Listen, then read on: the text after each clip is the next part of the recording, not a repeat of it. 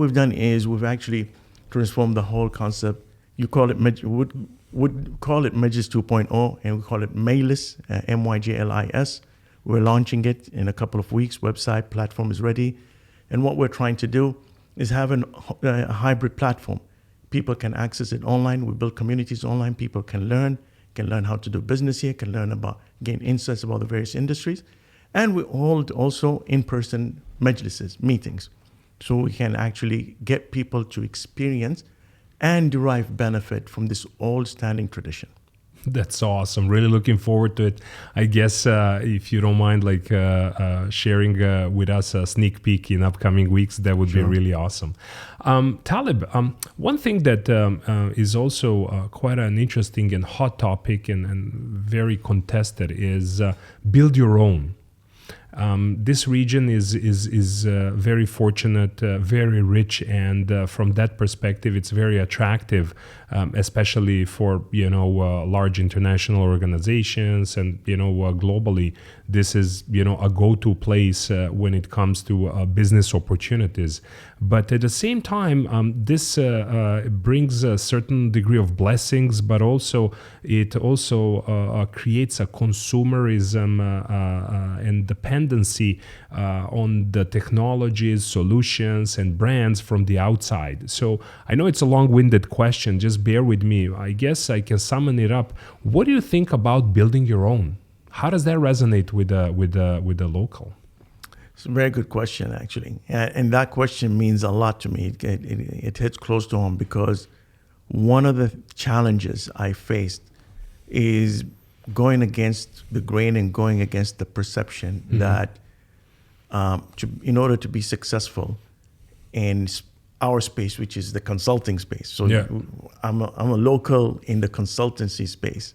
And, you don't have a lot of them, right? Very few and far apart. Very few, right?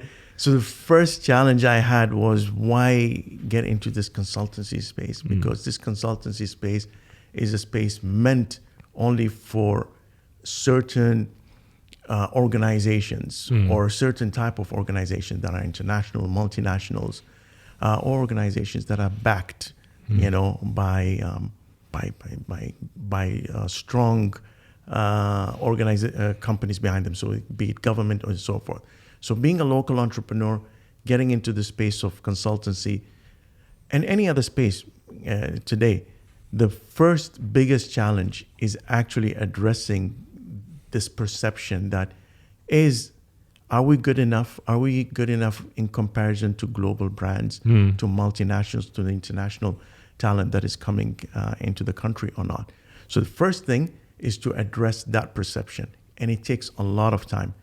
For me, it took long years of educating my community, educating the market. And I think we've connected, part of what I had to do. One, I had to do a lot of, I'm not a big fan of it, but I had to do a lot of pro bono work. Yeah. Just to show my method, just to show the value that I can bring, I had to write a lot of content and articles to spread awareness, to spread my thoughts. I have to be in forums. I have to speak to people one-on-one. So that perception remains. It is changing little by little, but what we need more homegrown talent and businesses that can go toe-to-toe with international brands, but do a great job in communicating it. Because international brands have the power of, drumming up and promoting the successes they have. Yeah. The small guys don't have that. So we have to be smart and creative about how we articulate and communicate the value that we bring and our differentiator. I think that is key. Will this go away? I think I'm optimistic it will go away. I'm pessimistic in the sense that I think we need maybe one more generation. I think we need one more generation.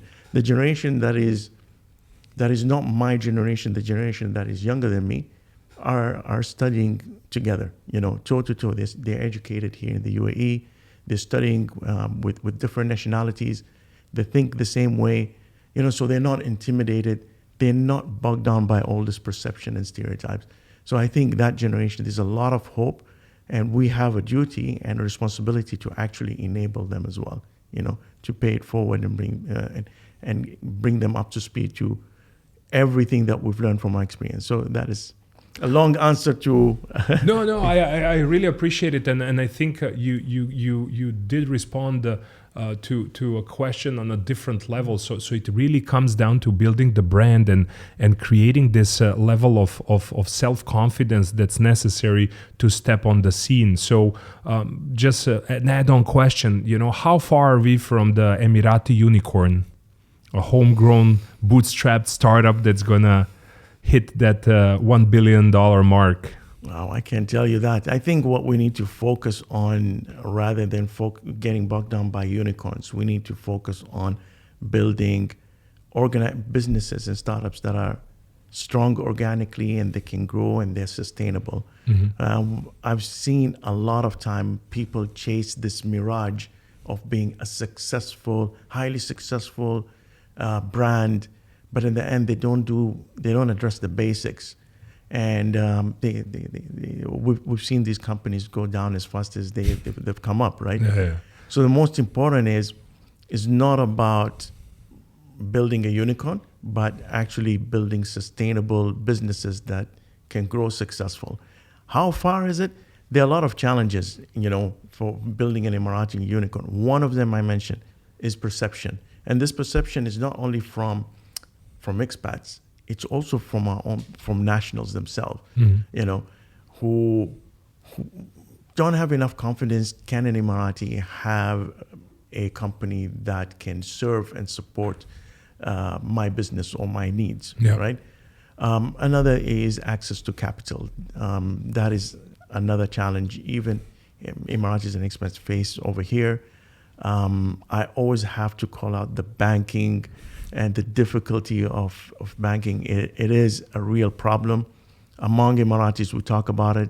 Everyone is talking about it. And I hope, the government and the banking community does something to actually make it easier for entrepreneurs to set up bank accounts and to bank without worrying, their bank account will be shut. So if you don't have these basics, being able to have confidence, being able to access capital, being able to bank, as easily as anyone would, then it'll be the question of building a unicorn is going to be very, very far-fetched. That's interesting, but at the same time, on the positive side, I think this global opportunity that Web3 presents enables Emirati entrepreneurs and young professionals to rub shoulders with their peers on the global level. That's number one. Number two, the dynamics of raising funds and capital now are very different from what we have seen only 5 years ago. So tapping into different, digital assets that can enable you to crowdfund your projects is definitely a way forward. So at the end of the day, the way I read into what you are saying is that the magic success factor is the confidence, as always. Is the confidence. And like I said, behind any challenges, there are opportunities. Yeah. The values of the Web3, I really love the values of Web3. I haven't delved into a Web3 concept. I haven't gotten into NFTs or anything of that sort. Not yet. Not yet.